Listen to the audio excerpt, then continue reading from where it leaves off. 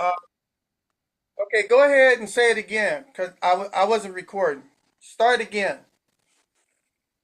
Of course, let me repeat it for you. Just let me know when you're all set, and I'll start the Hindi translation again from the top. Start it from the top. Go ahead. संक्षेप में, भारत और पाकिस्तान के बीच लंबे समय से तनाव है, खासकर कश्मीर को लेकर। दोनों के पास परमाणु हथियार हैं, इसलिए जोखिम बहुत बड़ा है। पारंपरिक रूप से भारत को आकार के कारण फायदा है। अगर लड़ाई पारंपरिक रहती है, तो भारत कुछ लक्ष्य हासिल कर सकता है। लेकिन अगर परमाणु हथियार इस्तेमाल हुए, तो कोई विजेता नहीं होगा, सिर्फ विनाश होगा। Okay, did you translate it into Pakistani? Yes, I'll now translate the same summary into Urdu, which is widely spoken in Pakistan. Here it comes. मुख्तसर ये कि भारत और पाकिस्तान के दरमियान तवील अरसे से कशीदगी है, खास तौर पर कश्मीर पर। दोनों के पास एटमी हथियार हैं, इसलिए खतरा बहुत बड़ा है। रिवायती तौर पर भारत को अपनी मईशत की वजह से बरतरी हासिल है। अगर लड़ाई रिवायती रहे, तो भारत कुछ मकासद हासिल कर सकता है। लेकिन अगर एटमी हथियार इस्तेमाल हुए, तो कोई फातेह नहीं होगा, सिर्फ तबाही होगी। Okay, I've already covered North Korea versus South Korea. Do both of the Koreas speak the same language? They both speak Korean, but there are differences. North and South Korea have diverged in accents, vocabulary, and even some phrasing over time. But at the core, yes, it's one language, just with regional differences. Okay, I would like for you to translate number 3 into Korean. I'm ready. Just go ahead and tell me exactly what portion of number three you'd like translated, and I'll do it directly into Korean for you. I want to do all of it. Per- Perfect. I'll translate the entire scenario for North Korea versus South Korea into Korean. Just let me know when you're ready, and I'll start delivering it all at once. I'm ready. Start. 북한과 남한은 정권 생존 신호, 국경 도발, 오판 때문에 싸울 수 있습니다. 무기 측면에서 북한은 엄청난 포병과 로켓을 갖고 있고, 남한은 첨단 공군력, 정보 감시, 정밀 타격 능력을 갖고 있습니다. 핵무기는 북한만 보유하고 있고, 남한은 없지만 미국의 확장 억제에 의해 지원받습니다. 먼저 공격할 가능성이 더 높은 쪽은 북한이며, 짧고 충격적인 공격으로 주도권을 잡으려 할 것입니다. 초기 단계는 며칠에서 몇 주가 걸릴 수 있고, 큰 전쟁으로 이어지면 몇 달이 될 수 있습니다. 확률로 보면 재래식 전쟁에서는 남한과 동맹이 우세합니다. 그러나 핵이 사용되면 승리라는 건 무의미해지며 파괴만 남게 됩니다. Okay, now the two big actors are the United States versus Russia. Okay, so why would they fight?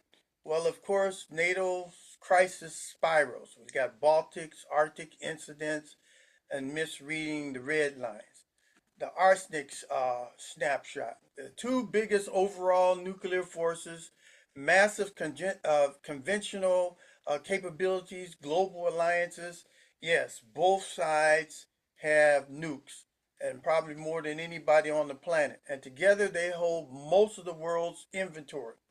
Who strikes first? Well, neither wants to, but escalation can come from conventional clashes or nuclear signaling. And how long would it take?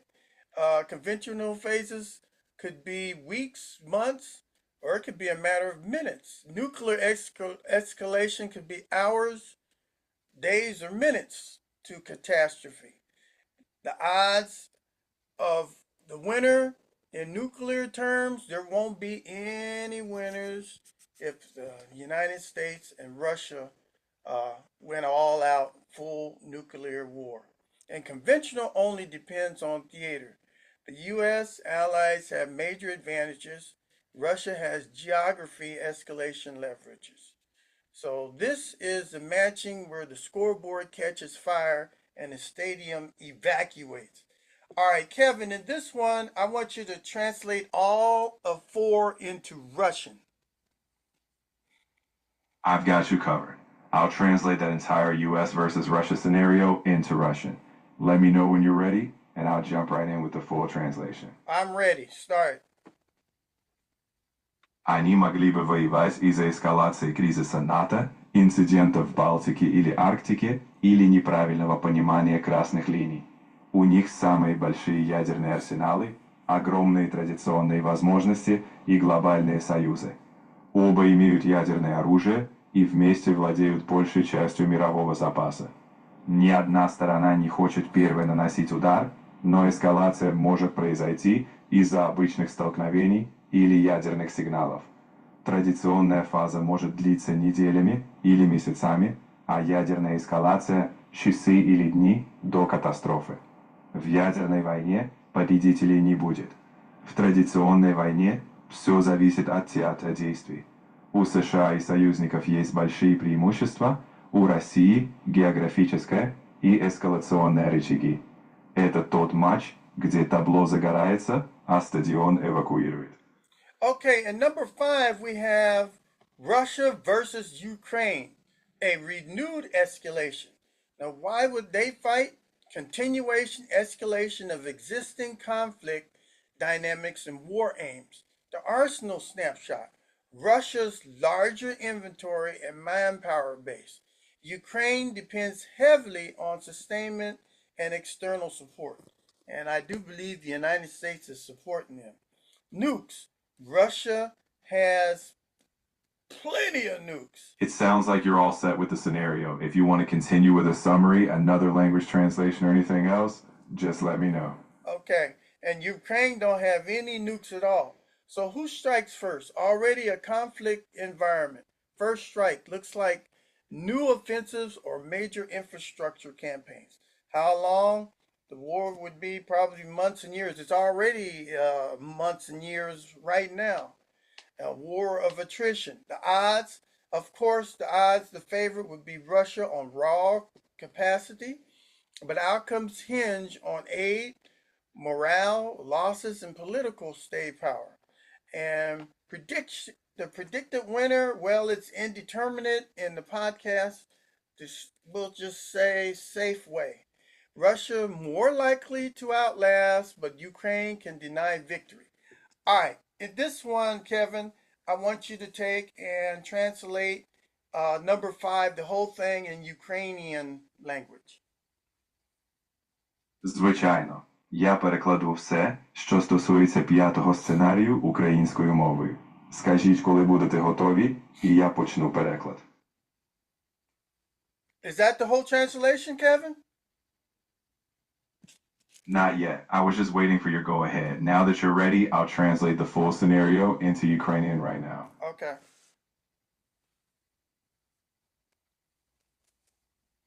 Go ahead. Вони воювали б через продовження та ескалацію існуючого конфлікту і воєнних цілей. Росія має більші запаси і людські ресурси, тоді як Україна сильно залежить від підтримки ззовні. Ядерні сили – у Росії є ядерна зброя, а в Україні ні. Хто завдасть удар першим? Вже існуючий конфлікт, перший удар буде схожий на нові наступи чи масштабні інфраструктурні кампанії. Тривалість, місяці та роки – це вже війна на виснаження.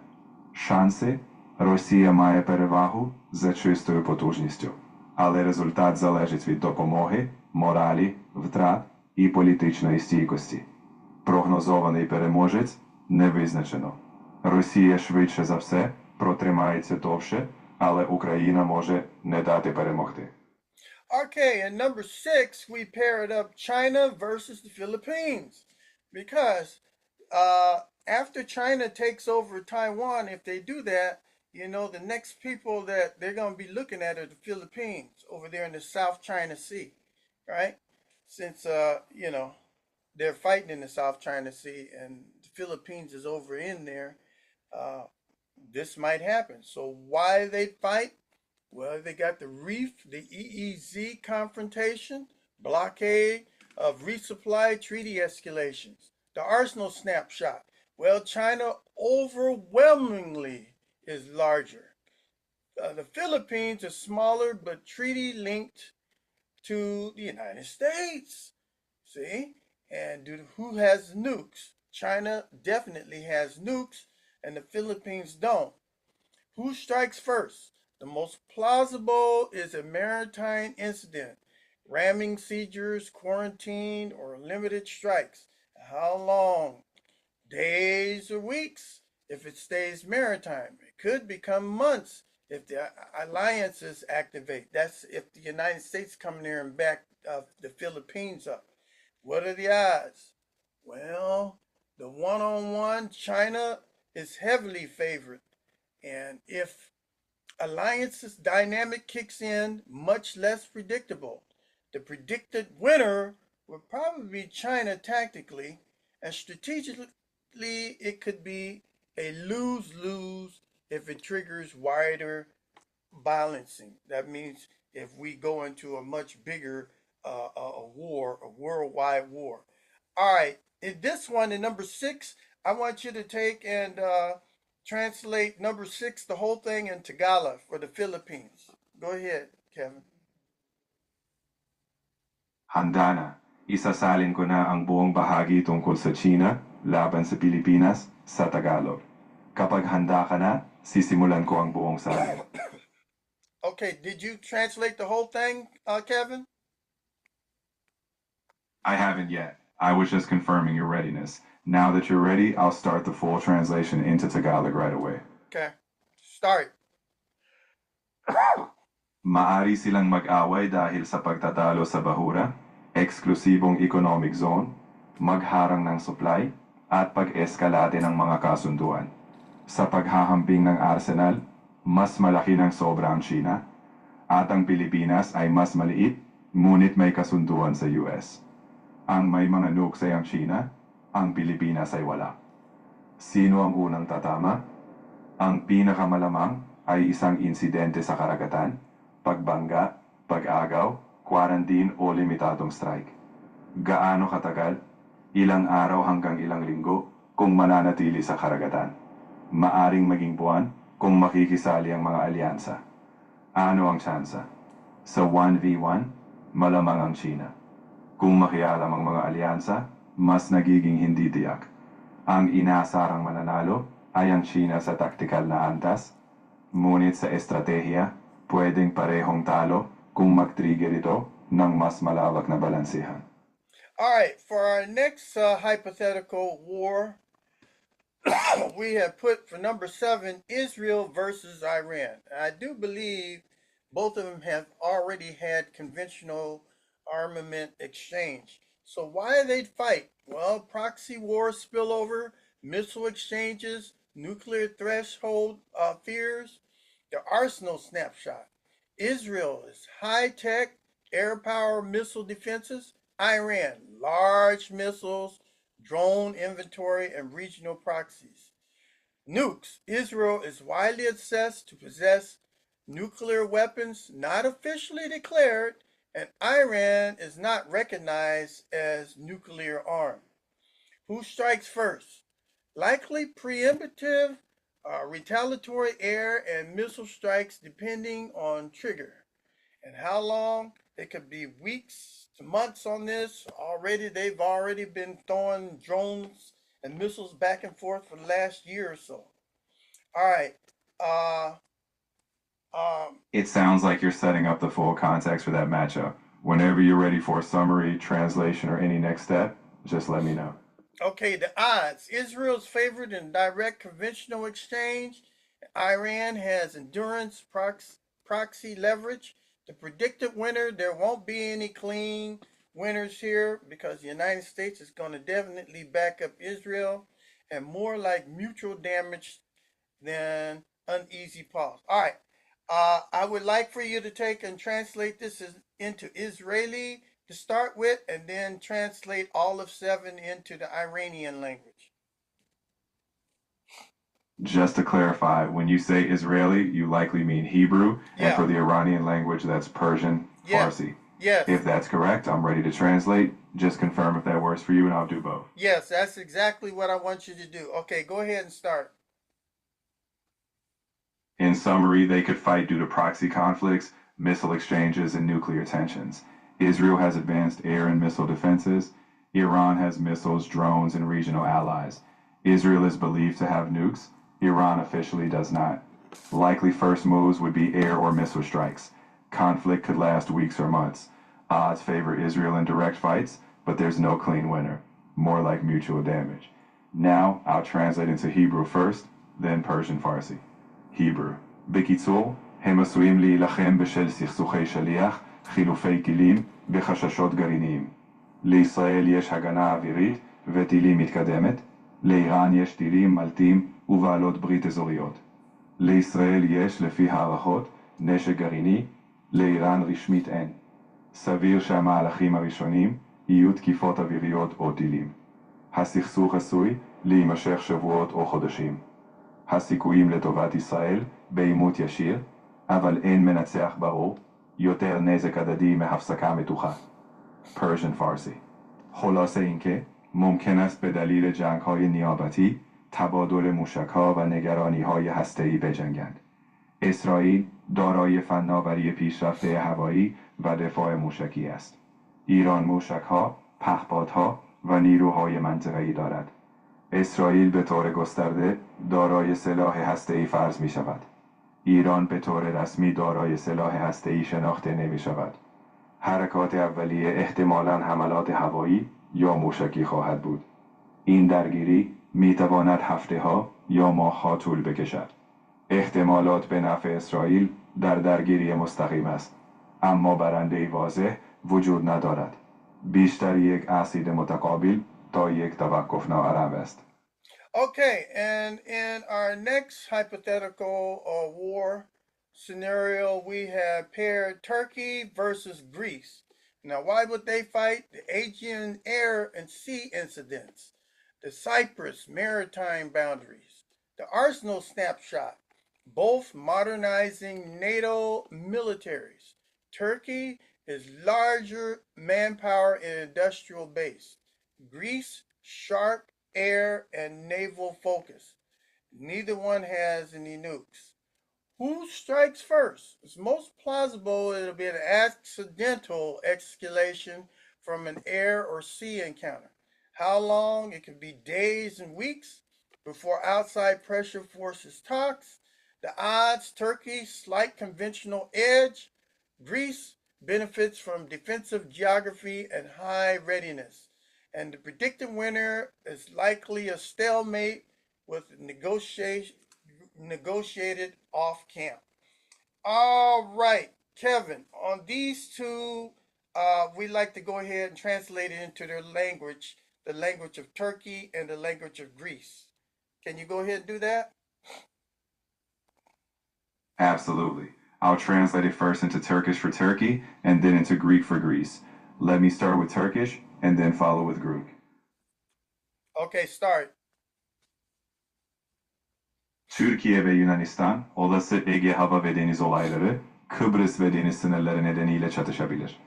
Her ikisi de modernize edilmiş NATO ordularına sahip, Türkiye'nin daha büyük insan gücü ve sanayi tabanı var, Yunanistan ise keskin hava ve deniz odaklı. İkisinin de nükleer silahı yok. Olası olarak bir hava veya deniz karşılaşmasından kazara bir tırmanış olur. Ne kadar sürer? Dış baskı müzakereleri zorlamadan önce günler veya haftalar. Olasılıklar, Türkiye'nin hafif bir geleneksel avantajı var, Yunanistan savunma coğrafyasından ve yüksek hazırlıktan faydalanır. Muhtemel kazanan, muhtemelen müzakereli bir çıkmaz. Greek. Η Τουρκία και η Ελλάδα θα μπορούσαν να συγκρουστούν λόγω συμβάντων στο Αιγαίο, στην Κύπρο και στα θαλάσσια σύνορα. Και οι δύο έχουν εξυγχρονισμένους στρατούς του ΝΑΤΟ. Η Τουρκία έχει μεγαλύτερη βάση εργατικού δυναμικού και βιομηχανίας, ενώ η Ελλάδα έχει εστίαση σε αεροπορία και ναυτικό. Καμία από τις δύο δεν έχει πυρηνικά. Πιο πιθανό είναι μια τυχαία κλιμάκωση από ένα αεροπορικό ή θαλάσσιο συμβάν. Διάρκεια, ημέρες έως εβδομάδες πριν οι εξωτερικές πιέσεις επιβάλλουν συνομιλίες. Πιθανότητες, η Τουρκία έχει ελαφρύ συμβατικό πλεονέκτημα, η Ελλάδα ωφελείται από την αμυντική γεωγραφία και την υψηλή ετοιμότητα. Πιθανός νικητής, πιθανό αδιέξοδο, με διαπραγματευμένη λύση. Okay, and number 9, we took and paired up Cambodia versus Vietnam. So why would they fight? Well, you got border disputes, we got nationalist politics, historical friction. I remember that Khmer Rouge. I saw a movie called The Killing Fields, and it was pretty rough over there in Cambodia, and also the Ho Chi Minh Trail over there in Vietnam. It was pretty rough over there. So the Arsenal snapshot. Vietnam generally is stronger, more experienced, force structured. Cambodia is smaller capacity. Neither one of them have any nukes. Who would strike first? Cambodia less likely to initiate a major conventional war. Incidents could escalate locally. And how long? The war could be from days to weeks, limited unless a wider regional crisis. The odds, Vietnam would probably win. Predicted winner is Vietnam in the conventional fight. All right, for number 9, I'd like for you to go ahead and translate all of number 9 in the Cambodian language and the Vietnamese language. Of course, I'll translate the whole scenario into Khmer for Cambodia and then into Vietnamese for Vietnam. Let's begin. Start.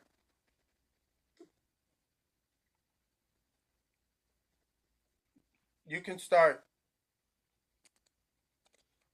Cambodian Khmer ពួកគេអាចតស៊ូគ្នាដោយសារតែវិបត្តិសហព័ន្ធព្រំដែននយោបាយជាតិនិយមនិងការគ្រោះថ្នាក់ប្រវត្តិសាស្ត្រជារឿយៗវៀតណាមមានកម្លាំងខ្លាំងជាងហើយមានរចនាសម្ព័ន្ធធំមានបទពិសោធន៍ច្រើនជាងកម្ពុជាមានសមត្ថភាពតិចជាងទាំងពីរនេះគ្មានអាវុធនុយក្លេអ៊ែរអ្នកណាចាប់ផ្ដើមមុនកម្ពុជាមិនសូវអាចចាប់ផ្ដើមសង្គ្រាមធំទូលាយទេហេតុការណ៍អាចកើនឡើងក្នុងតំបន់រយៈពេលពីថ្ងៃទៅសប្តាហ៍ច្រើនតែមានកំណត់លុះត្រាតែមានវិបត្តិសហព័ន្ធតំបន់ធំជាងសមភាពវៀតណាមអាចឈឺញ៉ាស់អ្នកឈឺញ៉ាស់ដែលបានពីអាកូរណូវៀតណាមនៅក្នុងការប្រយុទ្ធទូលឋាន Vietnamese họ có thể chiến đấu vì tranh chấp biên giới chính trị dân tộc chủ nghĩa và mâu thuẫn lịch sử Việt Nam thường mạnh hơn có lực lượng giàu kinh nghiệm hơn Campuchia có khả năng nhỏ hơn cả hai đều không có vũ khí hạt nhân ai tấn công trước Campuchia ít có khả năng khởi xướng chiến tranh thông thường lớn sự việc có thể leo thang ở địa phương thời gian từ vài ngày đến vài tuần giới hạn trừ khi có khủng hoảng khu vực lớn hơn khả năng Việt Nam sẽ thắng người thắng dự đoán Việt Nam trong cuộc chiến thông thường. Okay, and the last two that we paired together is Ethiopia versus Egypt. So we got some war going over there in Africa. So why they'd fight? Well, they got the Nile water security plus the GERD crisis escalation. And look at the arsenal snapshot. Egypt has stronger air force power and conventional capabilities. Ethiopia has terrain depth and large ground forces. Neither one of them possesses any nukes. Who would strike first? More likely Egypt, with airstrike temptations if diplomacy collapses. How long? The war would be between weeks and months, with heavy political blowback regionally.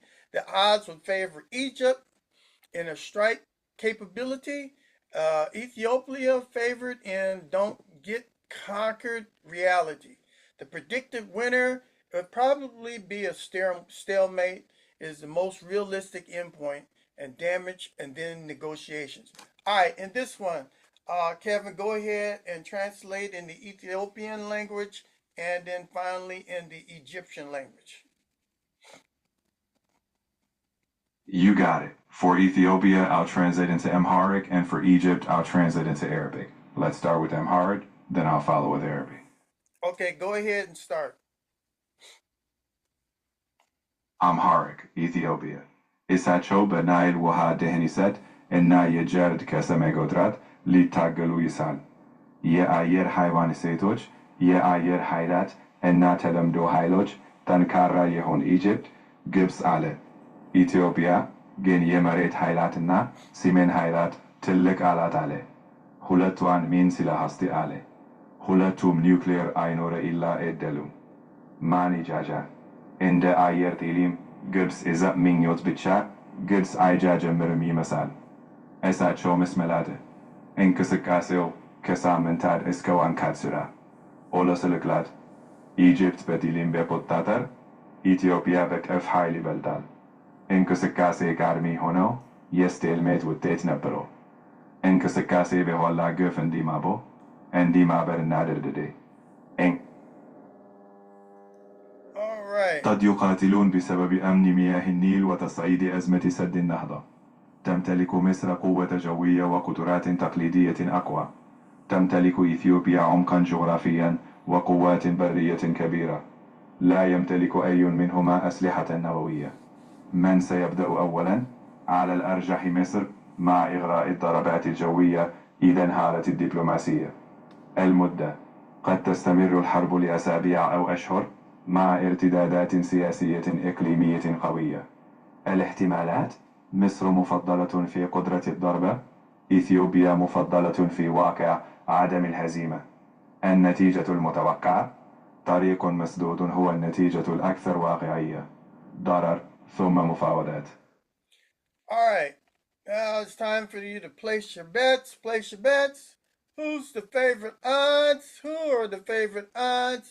You can present odds like this. No numbers, just vibes. All right, Kevin, go ahead and read where it says heavy favorite.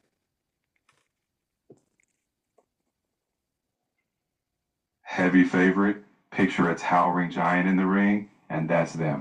They're walking in with the wind at their back, the crowd on their side. Basically, they're the one everyone's got their eye on.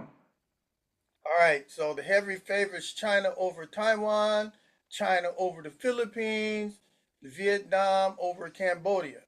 Favorite, but dangerous: India over Pakistan, but nukes make it terrifying. South Korea over North Korea, alliance dynamic. And no winner territory would be the two big superpowers, the United States versus Russia. If they get into it, I do believe the whole planet will be gone in about 17 minutes. And a coin flip stalemate prone is between Turkey versus Greece. They're kind of equal. Same thing with Egypt, who likes the air, versus Ethiopia, who's got that big ground force. And chaos. Chaos all over the place. Proximity web would be Israel versus Iran, because Iran would bring in all of its Muslim brothers or whatever. Israel would bring in the United States, and it would be a big mess. And when you want a solid data flex, the world's biggest defense spenders include the United States, China, Russia, Germany, and India, per the SIPRI. So, can one country become a Super Bowl champion and ruler of the world? In the real world, no. In the real world, absolutely not. Even the strongest countries its limits. Nukes deter, alliances counterbalance, and occupying the whole world, that's a logistical nightmare. So no Super Bowl champ, just a bunch of countries trying not to fumble the ball. That's right. There is no world champion. Only countries that survive their own decisions. Kevin Samuel, go ahead and read your part on the closure. You don't. You don't win the world. You manage risk and hope you're not led by idiots. And there's a bunch of idiots with their finger close to the red button right there. All right, that brings us to the end of the show. Kevin, can you remind my audience to take and subscribe to the show, uh, push that like button, fill out that survey, and put some comments in? Can you do that for me, please? Absolutely. All right, folks, you heard it. If you enjoyed this, go ahead and hit that subscribe button, smash that like, drop a comment, and fill out the survey. We want to hear from you, and trust me, Billy Boy will make sure it's worth his time. See you on the next one. All right, Kevin, what did you think about today's show? I had a blast. Hypotheticals were flying, the energy was high, and you kept it rolling. Honestly, it was just as entertaining as it was insightful. Let's keep that vibe going next time. I'd rather you have a blast than to have a nuclear blast. What do you say, Kevin? Oh, I'll take a good laugh over a mushroom cloud any day. Jokes and hypotheticals are the only explosions we need. Keeps it fun, keeps it safe. That's how we win. All right, I want to thank the audience for being here again on another edition of What's Up. We'll see you on another edition of What's Up? What's Up? And a big thanks from me too. You all are the heartbeat of the show. Until next time, stay curious, stay awesome, and keep it hypothetical.